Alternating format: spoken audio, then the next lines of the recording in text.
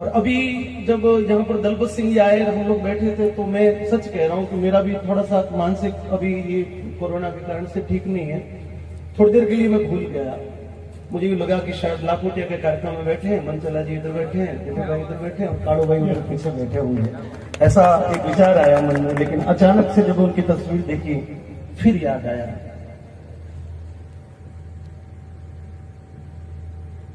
वो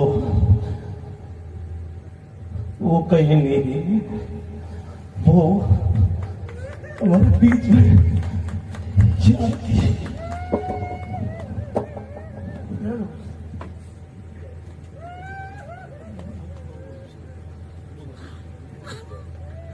परिवार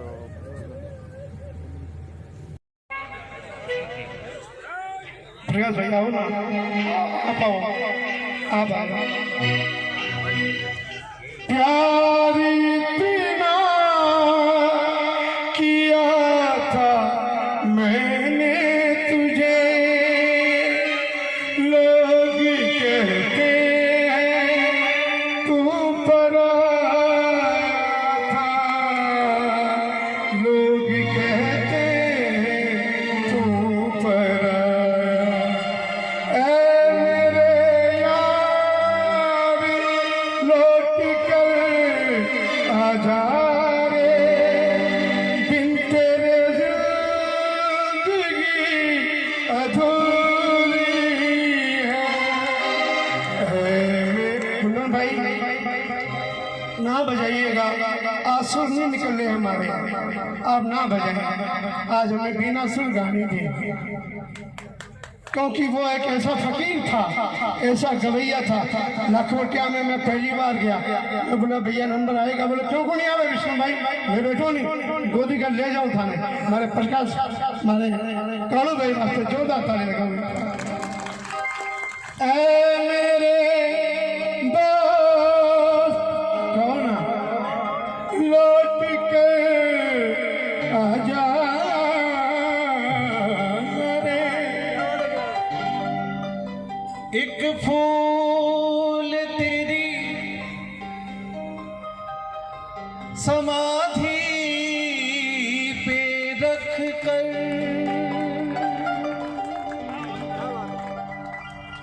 पूजूंगा तुझको जिंदगी, मालिक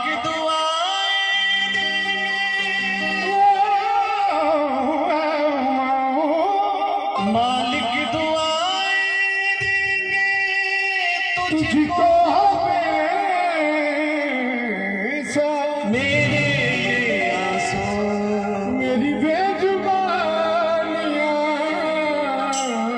हे मेरे दोस्त लौट के आजा, बिन तेरे जिंदगी अधूरी है।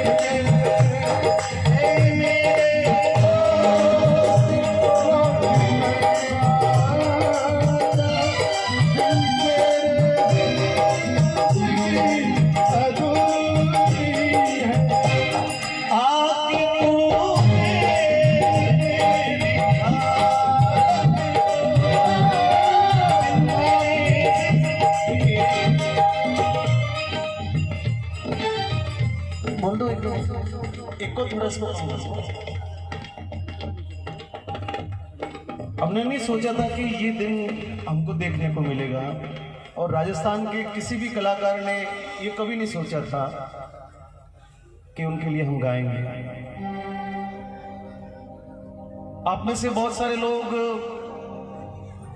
यहाँ पर बैठे हैं, तो सभी का किसी न किसी रूप में उनसे किसी न किसी माध्यम से किसी न किसी उनके स्वरूप से आपका दर्शन, आपका दीदार, आप रूबरू हुए होंगे। कोई मित्र के रूप में हुआ होगा, कोई ऑर्गेनाइजर के रूप में हुआ होगा, कोई उनके बाल सखा के रूप में हुआ होगा, कोई उनके विद्यालय के काल में हुआ होगा। हम लोग उनके जीवन के किसी न किसी पल के साक्षी लोग बैठे हैं। जब ये समाचार जब ये फैला कि वो नहीं रहे, तो ऐसा लगा कि जैसे पूरी दुनिया, पूरा संसार, ग्रह, नक्षत्र, ये संसार, पृथ्वी, हवाएं सब रुक गई हो।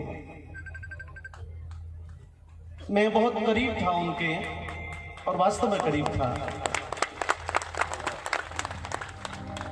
उनके जीवन की कुछ विशेषताएं थी जो शायद उनके गांव के लोग या उनके परिवार के लोग या उनके बहुत करीब के लोग उस बात को जानते हैं। उसमें से एक बात का साक्षी मैं हूं, क्योंकि जब भी मुझे वो फोन करते थे तो सिर्फ और सिर्फ अपने मन की बात करने के लिए फोन करते थे। और उनकी एक आदत थी कि जब तक फोन रिसीव नहीं होता था तब तक वो लगातार फोन करते थे, भले आधा घंटा, घंटा पर। तो मैंने उनको पूछा, मैंने कहा कालू भाई आप इतने वर्षों से, क्योंकि 2001 के साल से मैं उनके सफर का साक्षी रहा, जब उन्होंने गुरुजीरा शब्द अमोल और काना काकरिया नाम से, जब काना काकरिया को जब उन्होंने दुनिया में लाया था, उसके साथ में उन्होंने अपने गांव के प्रति, वो चाहते तो अपने नाम के पीछे परिहार लगा सकते थे, वो चाहते थे। जब कैसेट पे फर्स्ट बार में जब कैसेट पे लिखा जाता है यदि किसी ऑडियो पर, तो वो उसका सरनेम, वो जो चाहता वही लिखा जाता। फर्स्ट बार में कंपनी पूछती है कि आपके पीछे क्या लिखना है, तो वो चाहते तो परिहार लिखा सकते थे या अपने मन से कुछ भी नाम लिखा सकते थे। लेकिन उस आदमी की इस गांव के प्रति श्रद्धा रही कि उन्होंने अपने नाम के पीछे बिखरनिया लिखना तय किया, और इस बिखरनिया गांव को पूरे विश्व के सामने उन्होंने इस गांव को चमका दिया, रोशन कर दिया।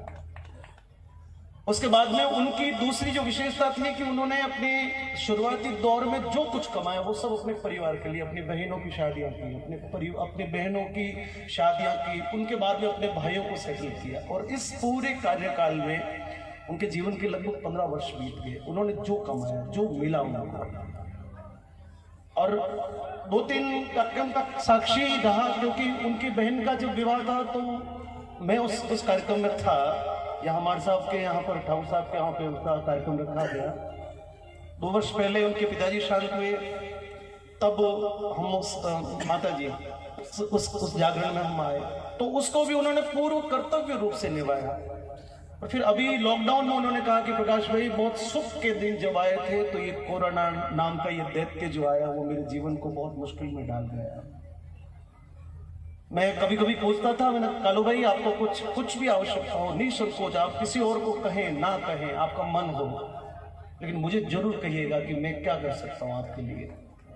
आप सभी मित्रों को एक बहुत बड़ी बात में, आप ताली अभी ना बजाएं लेकिन इसके बाद में उनके लिए ताली जरूर बजाएं कि वो आदमी इतना स्वाभिमानी था, वो आदमी इतना अपने मन से इतना स्वाभिमानी था कि उसने अपने घर के लिए या अपने परिवार के लिए किसी के आगे हाथ नहीं फैलाया। उसने किसी के सामने अपने हाथ को यूं नहीं किया। उसको लगता था कि जो मुझे मिलेगा मेरी मेहनत से मिलेगा, जो मुझे गाने के बाद में मिलेगा या मुझे मेरे गायन के बाद में मुझे तोहफा मिलेगा, उस पर मेरा अधिकार हो सकता है, लेकिन मैं अपनी प्रसिद्धि का, मैं अपनी योग्यता का या मैं अपने परिचय का मैं किसी भी प्रकार से फायदा उठाऊं। मैंने उनको बहुत बार कहा। एक बार अभी लॉकडाउन में बोला गाड़ी में टायर नहीं है, मैंने कहा मैं भेज देता हूँ। बोले कि नहीं, मेरे को बहुत ज्यादा आवश्यकता पड़ेगी, जिस दिन मेरे किसी भी कार्य में मैं जब बस नहीं चलेगा प्रकाश भाई मैं उस दिन फोन करूंगा, उससे पहले मैं इस बात को नहीं करूंगा। ये अपने आप में एक कलाकार के लिए बहुत बड़ी कुंजी होती है। आप सभी लोग आए हो और वो ऊपर बैठा बैठा हम सभी को बहुत आराम से फकीर के जैसे वो हंसता हंसता हम सबको देख रहा है। ये मेरा विश्वास है, क्योंकि वो मौज में चला गया, वो मौज में चला गया और वो जीते जी मौज में था, वो जीते जी फकीर के रूप में था। किसी भी प्रकार के दर्द को उसने व्यक्त नहीं होने दिया, किसी भी पीड़ा को उसने लोगों के बीच में नहीं आने दिया। खुद के घर में, खुद के शरीर में किसी भी प्रकार की तकलीफें, लेकिन उसने उस तकलीफ को लोगों के बीच में नहीं आने दिया।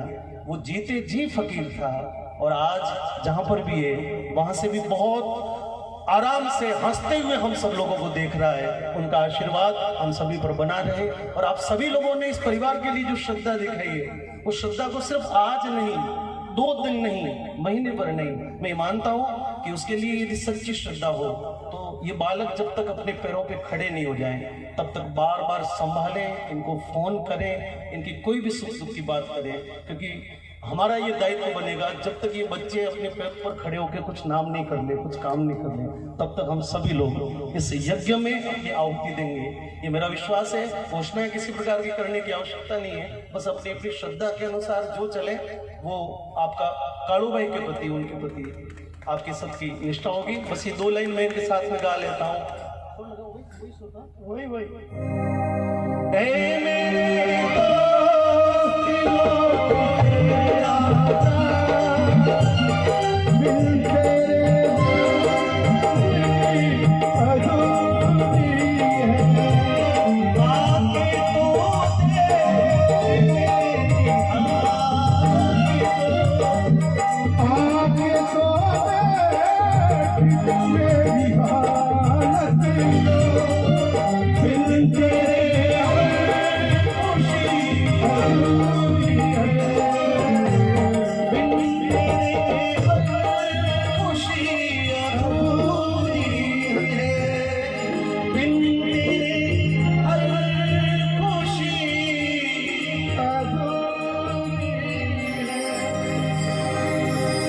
दलपत सिंह जी यहाँ बैठे हैं। लाखोटिया के कार्यक्रम में आप सभी लोगों को एक छोटी सी बात करके अपनी बात को मैं तो समाप्त करूंगा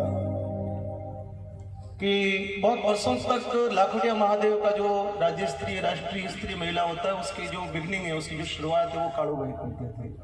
सरस्वती वंदना उनके खाते में फिक्स लिखी होती थी, उनको याद है।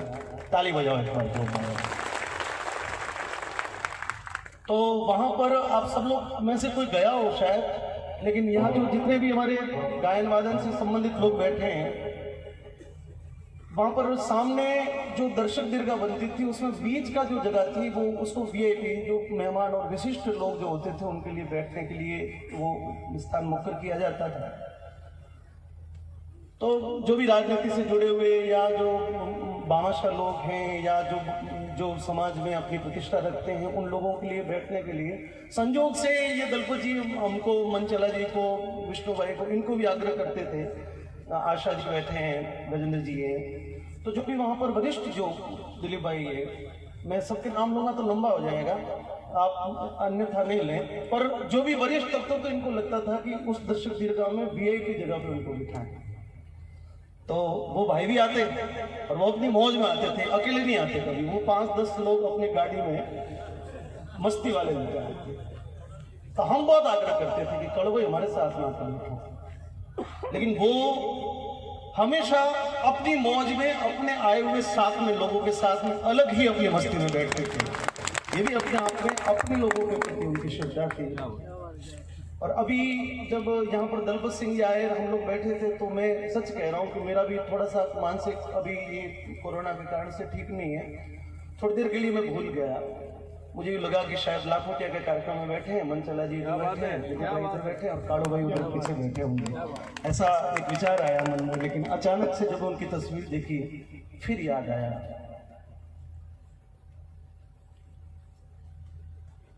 कि वो कहीं नहीं, वो और बीच में